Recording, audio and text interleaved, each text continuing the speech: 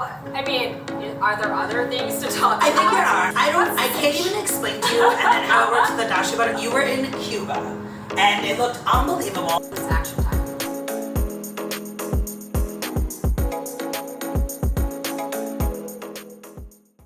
Hello everyone and welcome back to Off the Cuff with Galavante, and of course I'm Regina DeChico, and with me as always is my fabulous co-host Christine Drinan. Oh my goodness, Christine. Well, I had to have you here today because I need to know, I saw you were in Cuba and it looked unbelievable, and I know this might sound like a naive question, but I'm like, can we be traveling to Cuba? I mean, what is the story with getting to and going to Cuba? What are regulations? What's allowed? How did you make this happen? Well, as you know, I'm on my journey to travel to all 195 countries in the world.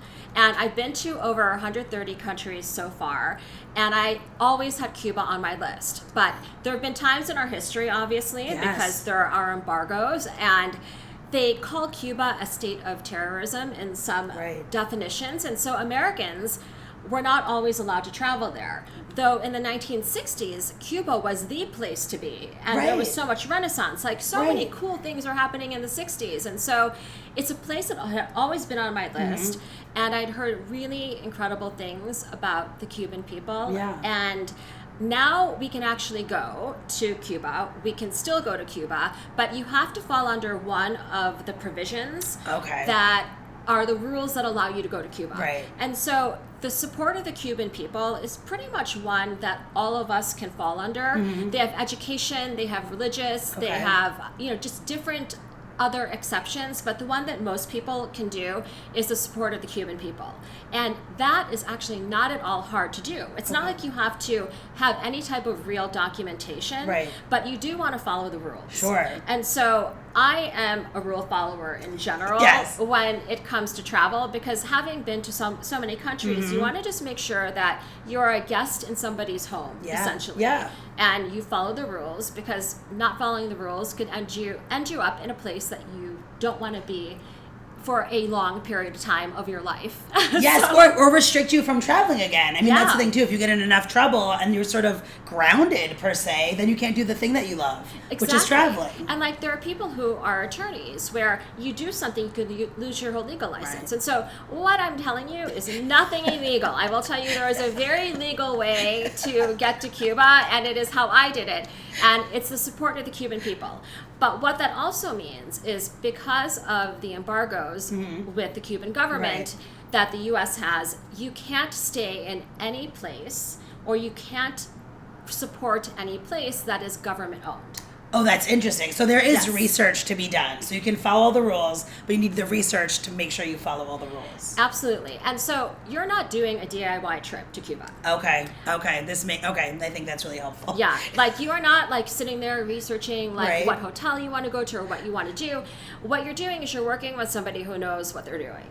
And so what I always do when I travel, especially to a place like Cuba, I went to the people who are the top of the heap. And these guys did all the logistics for Chanel's fashion show that they had back in 2016. And so I thought, hey, if they did all the logistics for everyone who went to the Chanel fashion show, that was a very public thing, I want to work with these guys. And a couple of things have changed in their company, but I found the people who organized Chanel, and they hooked my girlfriends and I up on a trip that I think everyone should take. Really? Yes.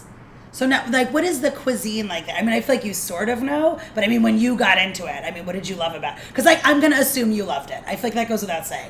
I'm getting those vibes that you loved it. Oh my gosh. Like, I want to send everyone there. In fact, I loved Cuba so much. We're adding Cuba to the travel show that we have that got picked up by a production company. And I think we're going to start shooting the travel show pretty soon. Oh, I love that. But Cuba is one of the episodes. And I fell in love just with the whole culture of Cuba, because unlike other Caribbean islands where they're really beautiful places, there's maybe not as much culture and like there's not as much history in the towns. You go into Havana and Havana is like this incredible, like almost like European city in so many ways. Like, they have such a Spanish colonial influence in Havana, and the architecture is gorgeous. They actually have a Capitol building, because like I said, the 1960s was heyday there. They had a Capitol building that is the same shape and model like our Capitol building here in the United States, but they built it just a little bit larger. Just to prove a point, maybe. Well, because back then, Cuba had so much potential and so much growth. And so getting to your question about the cuisine, because for me, it's like I will get on an airplane to eat anything that's delicious. We know that. You hear, I know, you can see all my food photos on my Instagram. It's like really obnoxious. But if you look at two different views on this, so there are the people who kind of like don't go with really great logistics, and everyone has a nice time, but I've heard from people that they didn't find the food very plentiful. Interesting. Which for me, I kind of really find hard to believe, because everywhere I walked in Havana, there was one restaurant after another, and we had a great company that gave us the best places to eat. Wow. And by best, I don't mean like where all the tourists are, because there still aren't a ton of tourists. Like they're just kind of emerging from this whole COVID thing. Right. But they took us to the restaurants where if I lived in Havana, I would go to these places all the time. And I feel like sometimes that is the best kind of restaurant to go to, because you want to know what's a day in the life of somebody that lives here. They're not going to go to a wild Michelin restaurant every day. Nobody does that. We don't even do that here. So it's like you're living here. What is your daily life like? And then there's something so great about being in a restaurant thinking, wait, you all live here, and I'm a guest and I'm eating the same way you are. Like, how exciting. Well, the beauty is, too, is that, I mean, obviously the places we went, you have to be a pretty affluent Cuban to eat at, because there's no issue with portion sizes being too small, but the thing that I really appreciated when I was in Cuba, because, guys, you can barely get eggs. If you live in Cuba as a Cuban citizen, you can barely get eggs on a daily basis. And eggs right now are $1 a piece.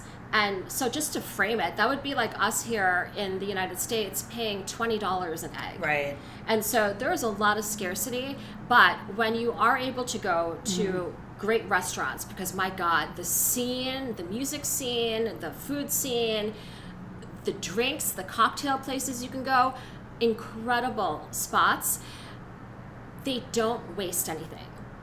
Okay. Everything is portioned so beautifully and so perfectly. Okay, I sort of see what you're saying. Like in some places, like in the United States, let's say it's like, oh, here's a mountain of something just to have a mountain of something. It's not necessary. It's too much. You can't finish it. And to your point, in Cuba, it's like, okay, we're giving you the right amount of this, which is probably how it should be here too.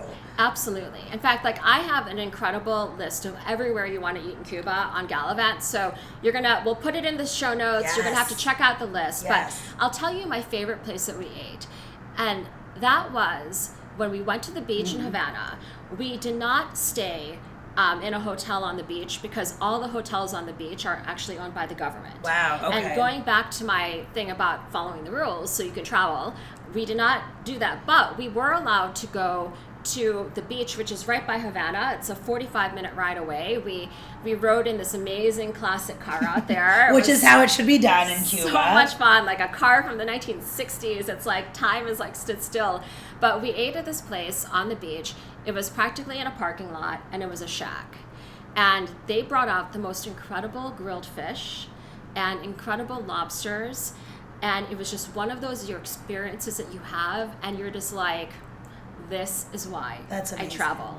And so we did a lot of things that I think really supported the Cuban economy. I will also mention this other restaurant called Gelados, which is in Havana. Their chef is just somebody who has the most beautiful heart, and the hustle it takes to run a restaurant. Yes. To get the eggs, to get the herbs, to get all of these things, it is a logistical feat.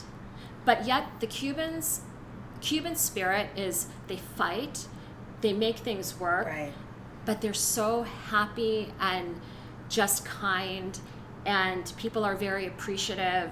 It's just one of those places where it's the culture, you just learn so much just from seeing people face adversity every single day. And so to run a restaurant in Havana is not for the faint of heart. No. Like when you have to hustle to get eggs, you have to hustle to get this, Yes. but then they put together the most simple, beautiful food. And so Cuban food, a lot of it, because they are a Caribbean island, they have fish. It's a lot of fish. Okay. Meat they have, but it's not as plentiful. That makes sense. You know, they have vegetables. The thing, though, with communism is that you have one type of tomato. you have one type of cucumber. Here you walk into a store and you have 30 different types of tomatoes. And so they're still coming out of that where they don't have the diversity of selection. Wow, that's almost a crazy thing to like comprehend. Yeah. It's like taking me a moment to be like, one kind of tomato? Yeah. And then you're like, oh, wow. It's extraordinary. Yes. But what they will do with what they have, the Cubans like make something out of practically nothing. It's like they're magicians.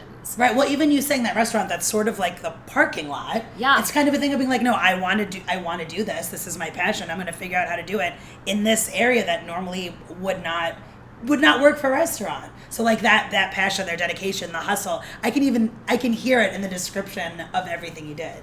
Yeah, it was really extraordinary. So you got to check out that list of restaurants because like everyone deserves an honorable mention. But the other thing too that is extraordinary is the Cuban art.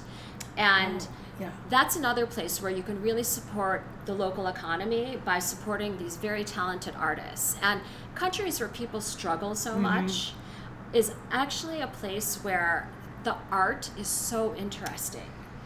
Right, that almost makes sense. It's like the people are on this journey, this struggle, and what's their one release? It's probably, it's like a creative release. What's the best thing you can be doing if you have that kind of a talent? It really is just so incredibly special to be able to go into an artist's home and be able to view their private collections. Also, not for the faint of heart are the prices, because well, here it comes, everybody. Yeah. Yes, tell us about these prices. The prices are not. They're not bargain by any means, because a lot of these artists are widely recognized. So, of course, you can try to find like the next up and coming artist. The diamond in the rough, maybe, but that could take a lot of time. Yes, it could take a lot of time. You can actually spend months in Cuba, exploring and like really getting ingrained to the culture. We were there for 5 days, and it was an extraordinary 5 days. I wish that there were hotels we could have stayed at in the beach. Right. But if you don't have an American passport and you have another passport and they don't have the same kind of sanctions, then there are beautiful luxury hotels that are opening up, like the Kempinski in Havana. Is government owned, and the Kempinski in the islands in Verdado is government owned as well, but extraordinarily beautiful places, luxury hotels. But we didn't stay in a luxury hotel, like big chain like that, because once again, support of the Cuban people. Yes. We stayed in this beautiful little hotel in Old Havana that overlooked the old streets that are all cobblestone, called Hotel de Lomos del Angel. Please forgive my Spanish. I thought it sounded great, again, I don't. I'm like, I was like, bravo. French, German, but I mean, my Spanish is so bad. So please forgive. I loved your hotel. It was like so incredible. But it was like staying in a private home, but like a very chic boutique private home. Right. And there are incredible chic boutique hotels. You just have to go with the right people, which is why who you go with your logistics. Like, I've seen so many friends go to Cuba prior to my trip.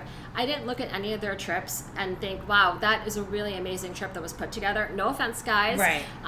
It kind of looked touristy and a little bit, out of the box. But our trip, we had so much authenticity and the experiences of people and the restaurants, and we even went out clubbing one night because girl, apparently I still got it. Like, I can still be out at the club until 3 or 4 o'clock in the morning. I love it. And how did the people treat you as a tourist? Because I feel like it's probably obvious you and your group of friends were tourists. I mean, when you have like 2 beautiful blonde-haired girls like you're running around with, and beautiful dark-haired girls. I don't know where you're going with this. I'm just saying, like, I can blend it anywhere. At least I think I can blend it anywhere. I was with obviously wonderful friends who are very attractive, and they're Americans. I'm picking up what you're putting. Yes. But the Cuban people cannot be more excited to welcome you. And so that's amazing. It's the interaction, like I said, with the people, and it's a genuine interaction.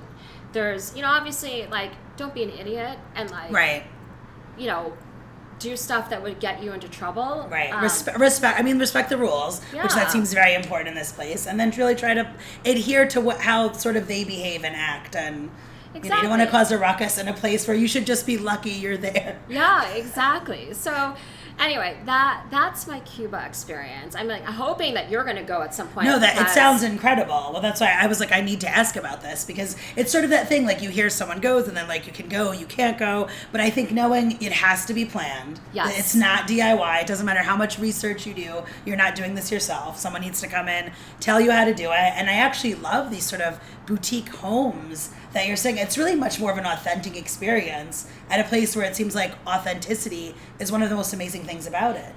You hit the nail on the head. It's like the authenticity of the Cuban people, and then also all the adversity that they face every day, like just to even hustle through the everyday parts of life. They just have such a beautiful heart and such an incredible attitude about life. And it also didn't help that we had a very handsome guide. The plot always thickens with Christine, doesn't it? Where you think you're going to wrap up and all of a sudden we're talking about the handsome guide who should probably just get a shout out now. So please, tell the people about the handsome guide. Oh my gosh, Ali, you were the man. Alian was our guide. He just took care of us. Like there was a line around the club at one point that wrapped around, and it must have been like an hour to get in, but like of course he knew the right people. He knew. Yeah, Fabrica, he took us to this great place. So point is that when you have the right people, it all falls into place. But he's a dear friend.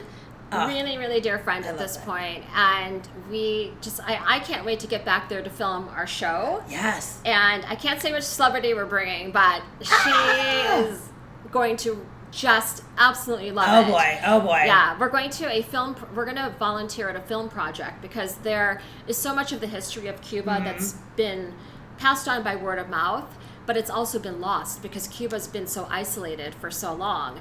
But they have a film project where these kids interview their grandparents to get the oral history. I love that so much.